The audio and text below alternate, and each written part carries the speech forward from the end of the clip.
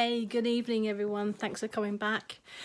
It was the night before Christmas and all around the house, not a peep could be sounded, not even a mouse or ECA. Okay, so this is Christmas Eve. I've just finished my shift. It's now almost 3:10 in the morning and I'm wide awake. I did a 4 till 2 shift and we had a grand total of 2 shifts, 2 jobs today, so happy days. What I found is that now I'm on this bridging course, which is the course between ECA to a student paramedic with University of Cumbria. I'm trying to extend my thinking process past the ECA way of thinking in the terms of where the patient needs to go, what's happening to the patient in physiologically wise and anatomy wise, and why do they need to go to certain places in the hospital, that sort of thing. And it's quite different. So as an ECA, I know generally all we do is, and not all we do, but we do a lot, but assisting the paramedic and do the driving and helping with the bags, but also basically doing everything that the paramedic does. The paramedic does, except for that we don't have the registration. We can't deliver all the drugs. I mean, we can deliver the O2 and the Entonox, but generally we're under their guidance. Today I come across blood pressure, really high blood pressure, like 200 over 90 or 200 over 110. COVID potential patient, and they also had a temperature, and they had fallen, they had bumped their head.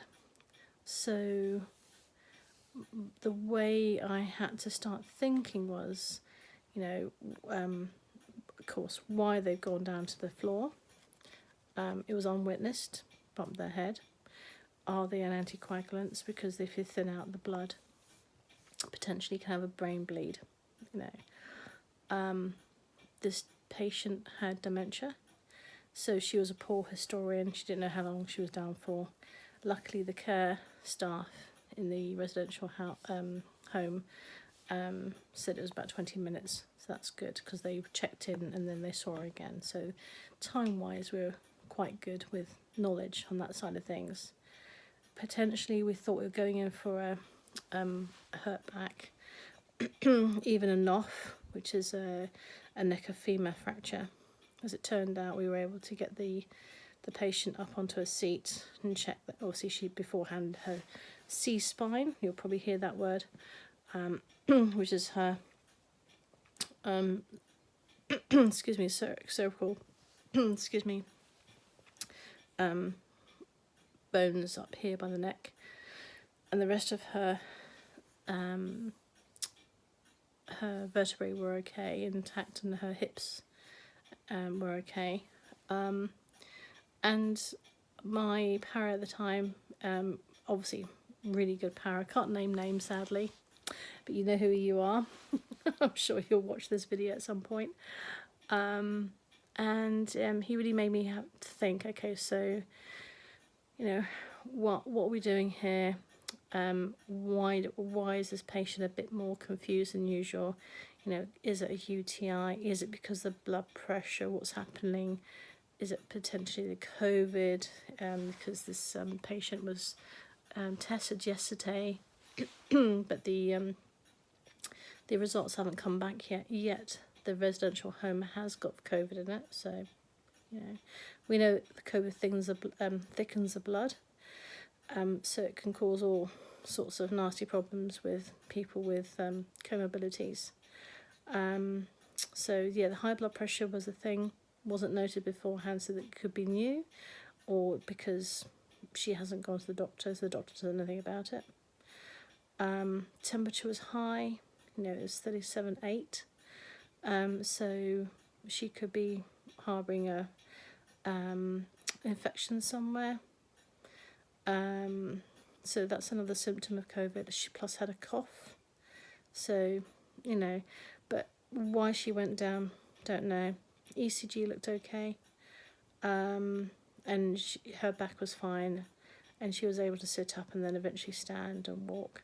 So, and then thinking, where she's going to have to go in the hospital, and then how to contact the hospital, notify them that this is a problem, that these are the symptoms, and why we think she needs the hospital. So, I mean, a lot more than that really, but it was going beyond the role of the ECA in the way of thinking ahead, and that's what I'm going to have to start doing now. So I'm 3 months into my bridging course for uni. In 3 months' time from now, hopefully I would have passed it and started my paramedic training. And it's really good to have a look at the Jrcalc, which is on the mobile. It's a free app, and we used to have, or still do have actually, a pocket version, booklet version, which we have in our trouser pocket to flip through, which gives you medications and things. But we are very strongly advised to use the mobile app version of it, primarily because it's always updated. All the guidelines and everything is updated, and it has a wealth of information in there. But I have a problem trying to use it, so I don't use it naturally. I have to be reminded to use the Jrcalc. So every time there's a blood pressure problem, any symptom or anything, put it in, into Jrcalc and have a look at it. And as my colleague said, the best thing to do is practice. And the last patient we had was a chappie who'd sadly had motor neuron disease. I think that's the one it was, where his ability to move his legs and arms, basically mobility has decreased quite significantly, and he was only diagnosed 6 months ago, and potentially only has 2 years to live. It was really sad. And he was just a pick up and put back to bed, basically. But I went through all the, has he slipped to the floor? Was it witnessed? Did he feel dizzy? Was there a chest pain or any pain? Have a listen to his chest, that sort of thing. But because it was witnessed, it was a gentle glide to the floor. We don't have to do like an ECG, because we know the reason for him to be on the floor wasn't because of he slipped or tripped. It was because he just basically it slipped off the bed, because it was a bed from a holiday hotel or something, and because he was a disabled chappie, they didn't have the suitable bars and things for him to hang on to, so he just slipped gracefully to the floor with the help of his wife, so we had no problems there. But again, looking on Jrcalc to see, if he had pains, what would be the positives and the negatives, the pros and cons of having, for example, Entonox or something. When can you use Entonox? When can you not use Entonox? When's a really bad idea to use Entonox? So just sticking that into Jrcalc and having a look at all the connotations for that was really good. And my para today was saying things like, okay, so what do you think the hospital will do? What do you think a GP, if they were called out, would do? Is there anything else we can do in order to help them hear, and it was really good to sort of step out of my comfort zone of an ECA who's just happily following a paramedic and assisting them to like, oh, I've got to start making thoughts on this now and start thinking along the lines of, why I need to think about taking them to hospital, what can the hospital do for them, why is it better for them to stay home, and then the safety netting side of things, if you stay home, if you've got this problem, if you have further chest pains, call 999 or call GP if it's not so problematic, or call 111 if it's not an emergency but you want advice, that sort of thing. And it was, really,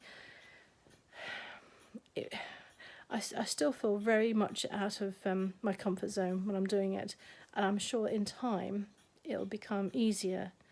Like with anything else, practice makes perfect, but it was really good to sort of have a taste of what it's like to have those decisions placed on your, on yourself for that. So yeah, when you get to becoming an ECA, or even a paramedic, of course, have a look at the Jrcalc. It's a free app which you can install in your mobile, and it has medications, it has so much in the way of guidelines, lots of COVID obviously guidelines there as well, but the more that you use and practice with it, the better you'll be, so when you need it, you know where to go with a moment's notice. Okay, anyway, I am going to go into bed very soon. I said my bags under my eyes are coming through. So if you celebrate it, I wish you happy Christmas, and I shall see you in a few days' time. Okay, stay safe, drive carefully, don't drink and drive. Okay, take care. Bye bye for now.